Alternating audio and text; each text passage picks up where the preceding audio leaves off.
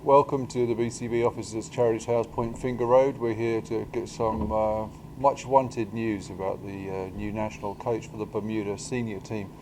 To my right is the treasurer of the BCB and chairman of the High Performance Committee, Mr. Gershon Gibbons, and to my left is the new national coach of Bermuda, Mr. Clay Smith. The BCB has had a very rigorous selection process which has taken some time, but it has borne significant fruit. I think it'd probably be appropriate now to hand over to Gershon to talk about the work that was done to get to where we are today. Good morning. The interview panel was very pleased to have a high quality applicants in the process for the national head coach of Bermuda. The process was very vigorous and included a presentation, interview, and practical with some of our under 19 players. Both Mr. Arnold Mendes and Lorenzo Tucker will play prominent roles in the BCB High Performance program, and we look forward to working with them. Arnold will add his experience and depth in the knowledge of the high performance, and will oversee the work of the national coach. Lorenzo will also be included in the national program as the national assistant coach to Mr. Clay Smith. And he also retained his duties as being the performance analyst. Lorenzo will be the head coach of another BCB team, which is hopefully the Bermuda A team. Basically, the BCB's focus is really on the Division 4 tournament to be held in 2016. So this is part of our preparation towards the tournament by getting a national coach in at this point in time. We look forward to expanding the pool of players to be involved in the national program, and hope to include the under 19s that recently graduated from last year's team, and hopefully including them into our senior nationals team. Mr. Terry Frey has been appointed as the director of the senior national program and also will act as tour manager. The BCB's next steps will also be including excuse me. The BCB also will be including a selection panel to assist with the selection of the teams going forward. We look forward to working with the public and the clubs in order to make a good way forward for the Bermuda national cricket team. Yeah, just to clarify in terms of structure, the board has a high performance committee. Gershon is the chair of that, so the members of the high performance committee will oversee all the functions of the national senior team, the national under 17, 18, and A teams too. But then there's also a director of the program, that's Terry Frey, and the national coach, Clay Smith. There'll be a selection committee which deals with selecting the players, of which Gershon will be chairman, and as national coach, Clay will be a member. You want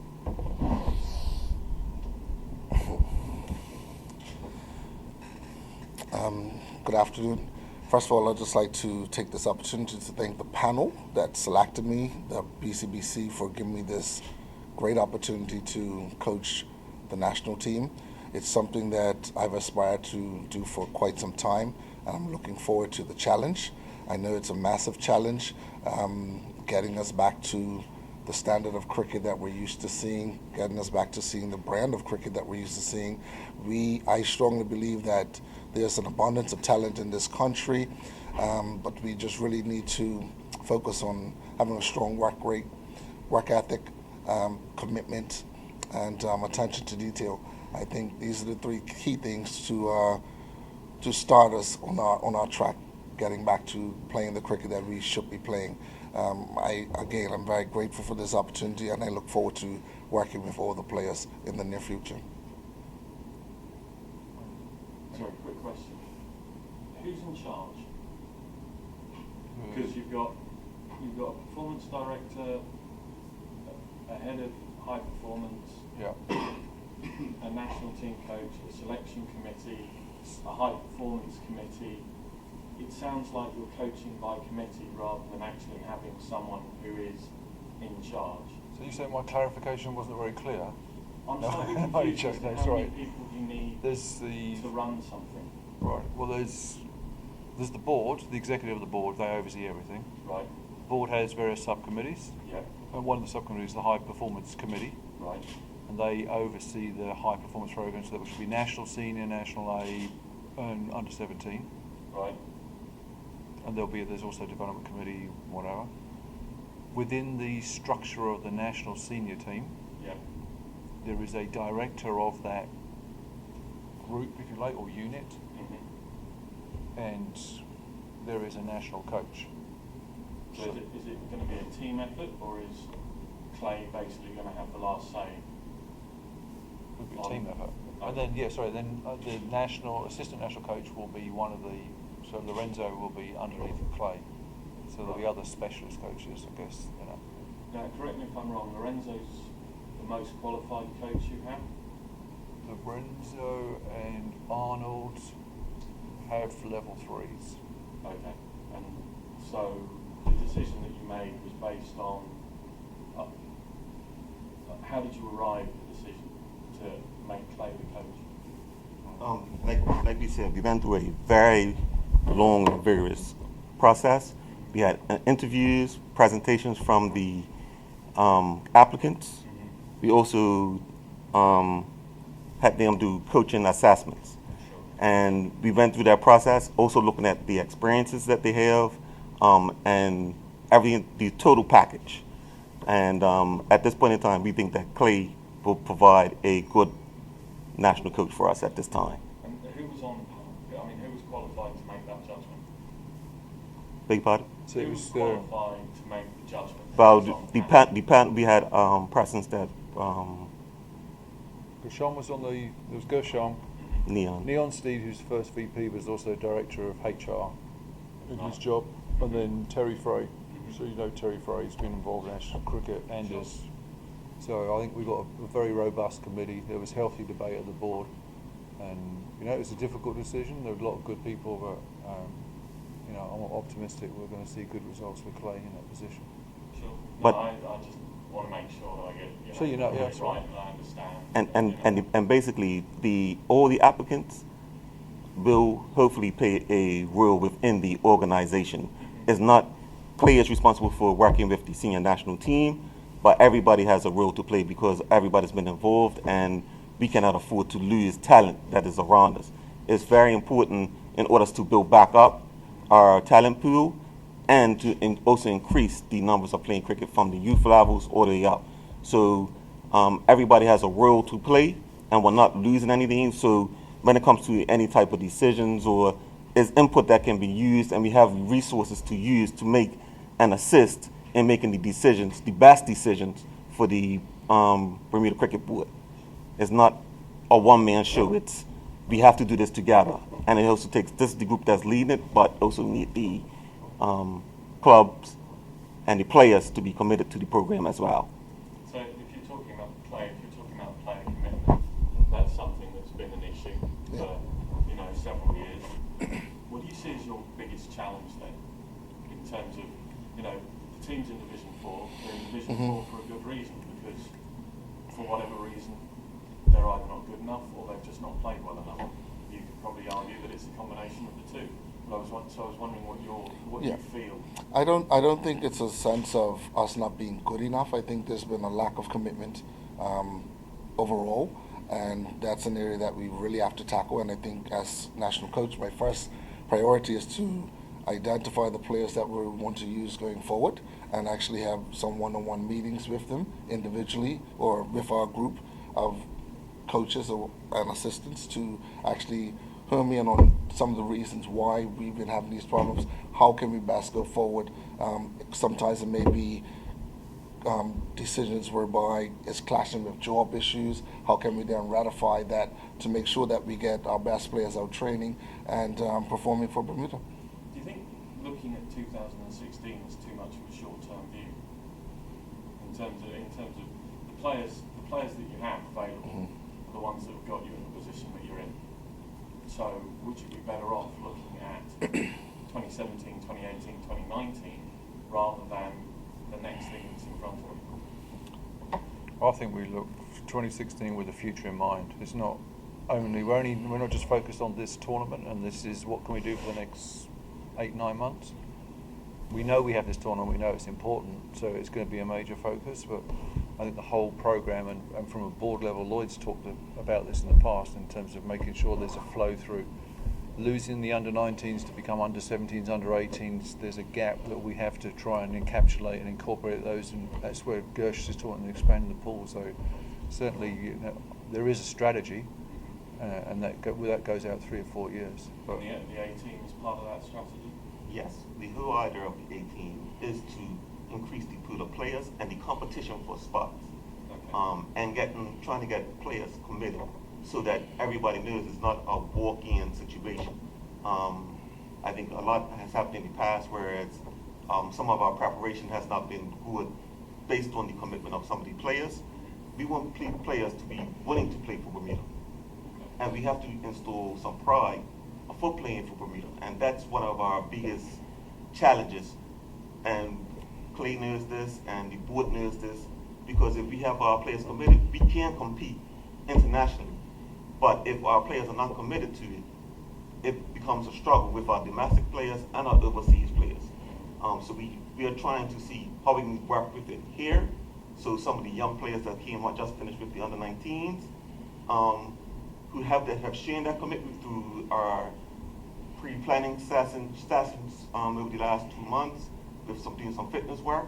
Some of them have shared commitment, and some of the players that are on the brink of being national squad players and have dominated in certain areas within the island where we need to open it up and look at those players and look to the future, as you said.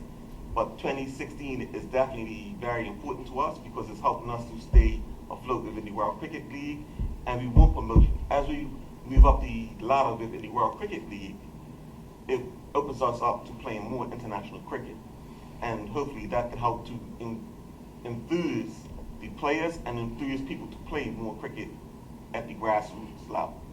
Clay, when you've talked about infusing the players, people have talked around the element of paying the players, compensating the players. At the moment, I would have thought that given the funding issues the board has and the position that the team are in, that wasn't really a very realistic option in terms of, they don't really deserve it, do they? Well, you mean going full-time professional? Is that? No, I mean like compensating them outside of. well, we had a brief discussion about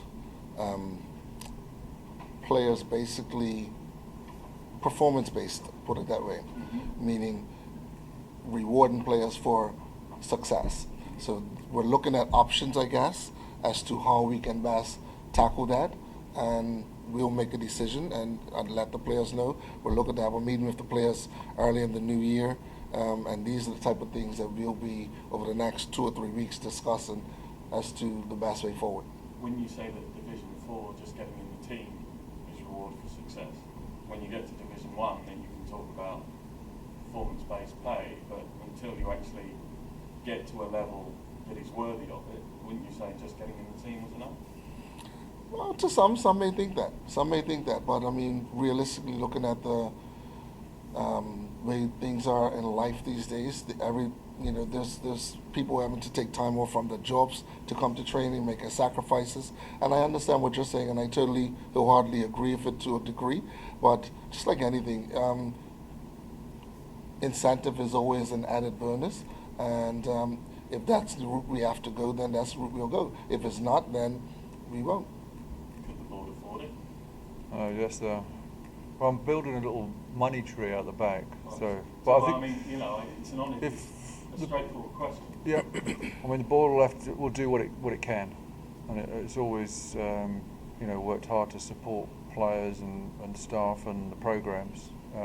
There is a reality in the financial situation, but I think it's important we try to do something to get goal congruence. It wouldn't be unusual for any country in Division 3, 4, or 5 to have some kind of performance aspect for its team, and we want to try and do what's right. But We Yeah, struggled to get international matches. What is the A team going to do? We are currently working on trying to develop some type of relationships with a few countries. We are in talks with them, but the whole idea is that we build a second team that our guys know is competitive for spots, and also look to try and get games, either playing each other, bringing teams in, or bringing select teams in from different countries. Perhaps So we're looking at different ways that we can make this viable to keep, especially the A team is really geared towards a lot of the younger players, because if you have players that are 19 or 20 years old that have a lot of potential at the under 19 levels, and you have guys that are 30, what happens to that guy when you have about 12 or 13 guys that are 30 that are really at the top of their game? That guy that's 19 or 20 loses out. So we have to try to find a way to bring them within the program, because it's about developing, and in order to progress, we have to find the balance of youth in the team as well as experience.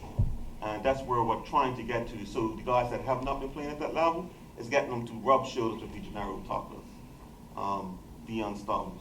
It's important that these guys feel the habits of those players in order for them to improve. And it's the board's responsibility to try and find them games or opportunities to play. If we have both our cup match teams with players that play in the A and the Bermuda sport, our level is increasing. And that's where we should be looking to pick our players from.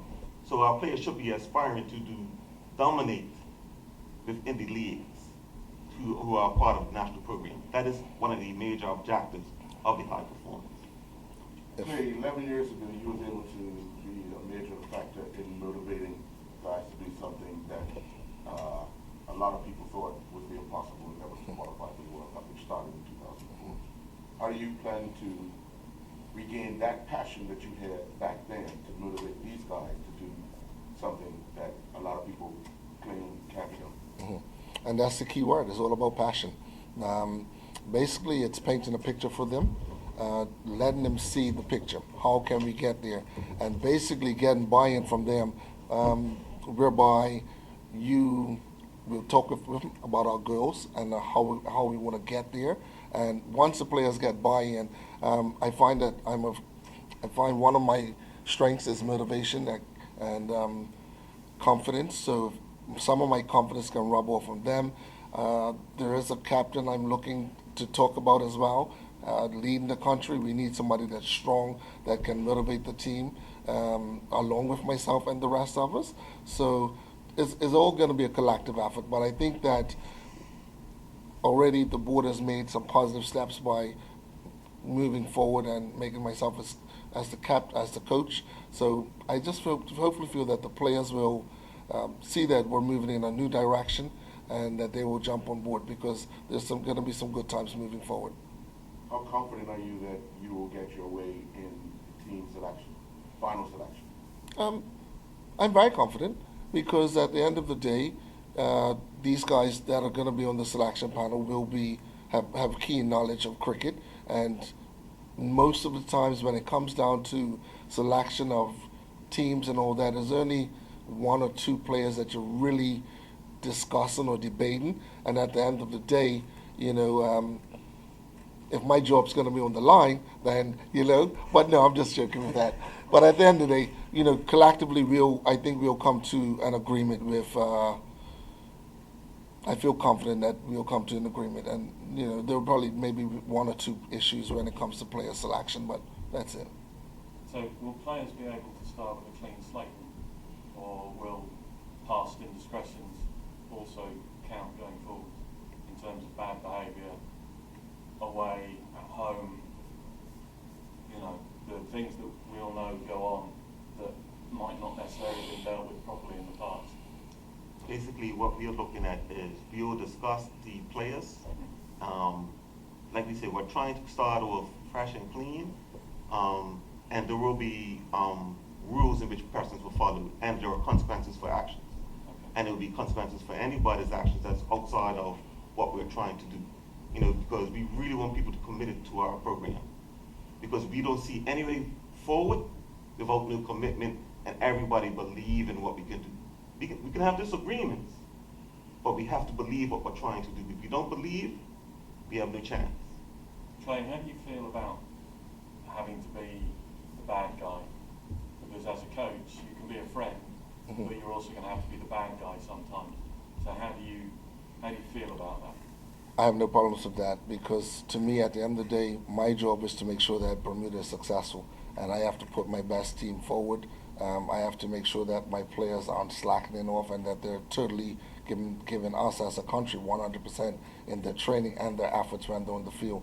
So when it comes to winning, there's a whole different dynamic of Clay. You know, I don't talk about friends go out the door. It's about who can produce on the field. I don't care if you're a big name player. I'm not going to name nobody, but I don't care if you're a big name player or if you're a little player. If you can produce on the field of play where it counts the most, that's what's important for Bermuda. In the past, I think we may have had times whereby we pick a lot of players on their name and their past history or whatever, but that's where this A team is coming into play, and it's going to have a big effect, because when we actually have some inter-squad games, when it comes time to selection, whereby before players would train and we would probably just look at their past history, we're actually going to have some inter-squad games whereby now players are going to be able to actually pick themselves.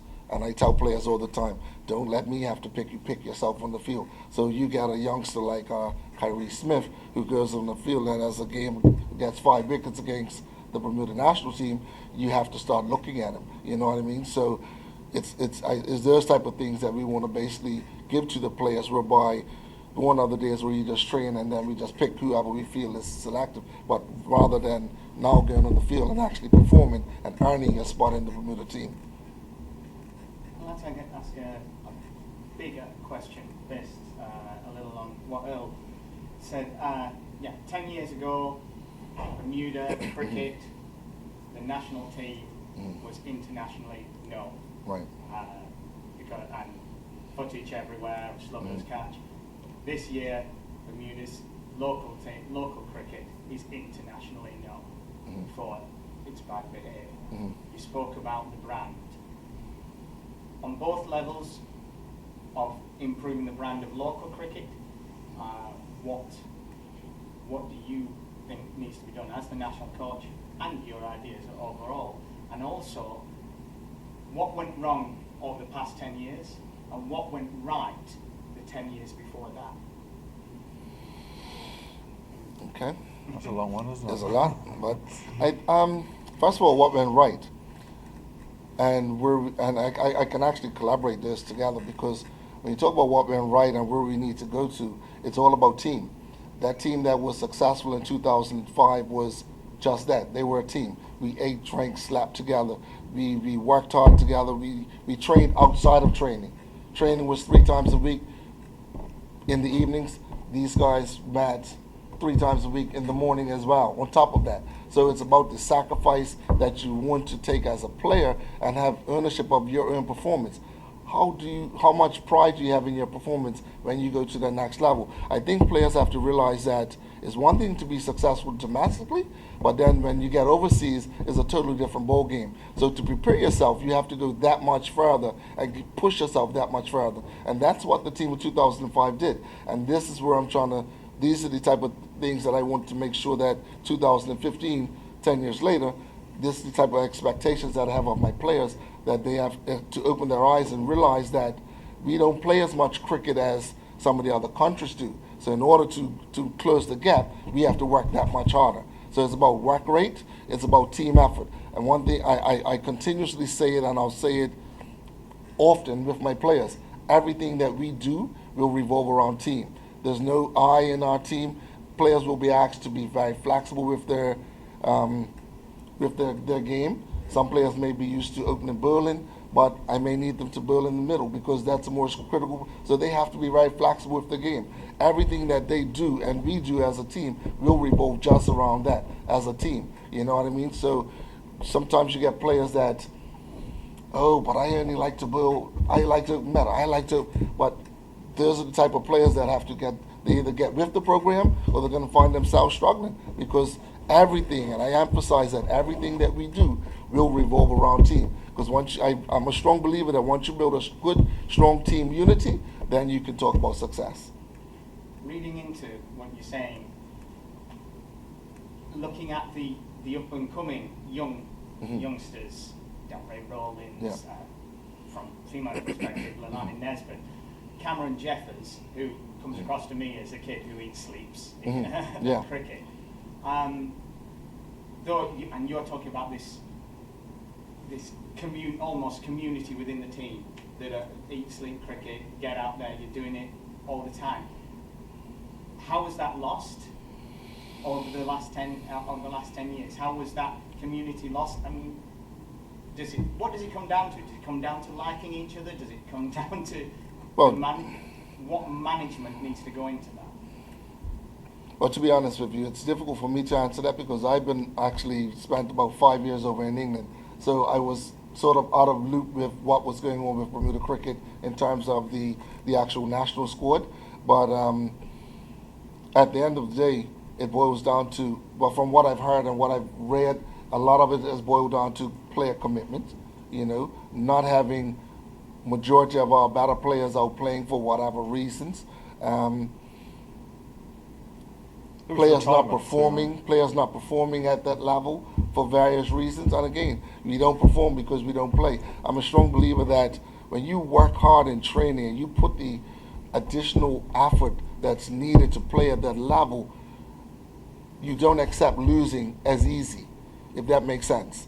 When you work hard and you're out there training 4 or 5 times a week, and then when you get into a competition, you don't sit there and lose and sit up and smile and joke with your mates anymore, because you've made such a sacrifice that losing isn't easy. And that's what we want to instill in our players, that we work hard enough that we don't accept losing as a norm.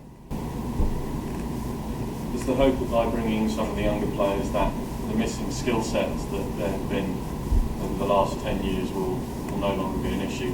I'm talking about running between the wickets. I'm talking about thinking that you can hit a boundary to get out of trouble when you're going to end up getting caught.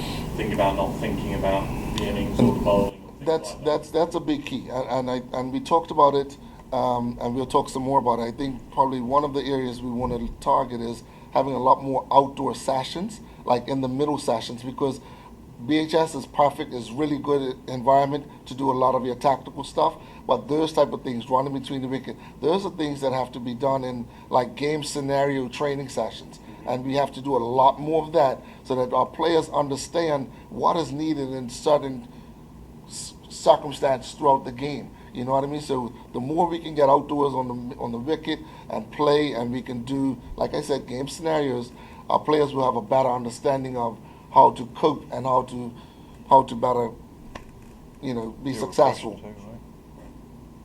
Will you be demanding from your players that attitude as far as approaching league games, getting there on time, proper warm up, showing their teammates how you want them to? I've always said that from when I was playing, when I was captain of the national team back in 2004 or 5, whatever it was, that we as the national team, my players now, you have to set the standard at your clubs. We come to training, we do different drills that some of the clubs haven't experienced. Take the drills back to your clubs. Share with your clubs, because that's the only way that our clubs can improve. If we can improve the clubs and the players at the clubs, if you go to your clubs and you're the only person warming up, then you're the only person warming up. You can encourage them, but you can't make them. But you still have to set the standard at your clubs. And I feel that our national squad players are strong enough as leaders that if they was to do that at their clubs, they'll be surprised how many other players will get on board. You know what I mean? So that's something, yes, I will be encouraging them, because they have to set the bar, not just in the warm-ups, but even in performance. Our national squad players should be leading the top 10 averages, so that when we come, we should be looking at our, at the stats, because stats don't lie, you know what I mean? So we want to see our national squad players leading the stats in the batting and the bowling. Are you open to players in any division making your team? As I said earlier, if you can produce in the middle, where it counts the most, you could be a commercial division player. If you can produce in the middle of the field where it counts the most for Bermuda, then you have a chance of playing.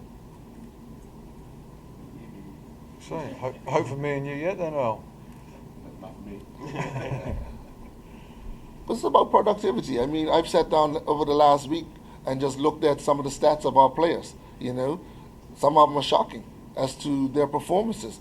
You know, so what's to say if Clay Smith is only averaging 20 and I'm supposed to be a top line batsman, and I bring a youngster who comes and plays 3 trial matches and scores 50, 70, and 40, I have to give him a chance to make that step. He's proven that he's ready, and I have to give him that opportunity. You know, if other players that should be making runs aren't making runs. So I think that's what helps us, and that will also help when it comes to our training numbers, because if players realize that they're going to be given a fair chance of making this team because of by their performance, then they may be even more keen to come training, isn't it? A lot of players go on incentive. What's the incentive? What do you have down the pipeline that's going to encourage the guy on defense to want to come and be a part of the program?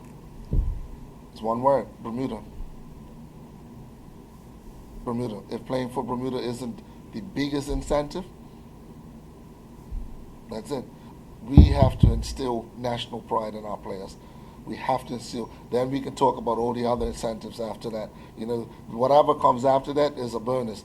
Playing for your country is the biggest incentive that you can have, that any player can have. And that's something that we have, I think, some of our players have lost. You know what I mean? Once we realize that playing for our country is the biggest incentive. I always tell players, even back in 2005, I told the players, if you win something, go out and win something.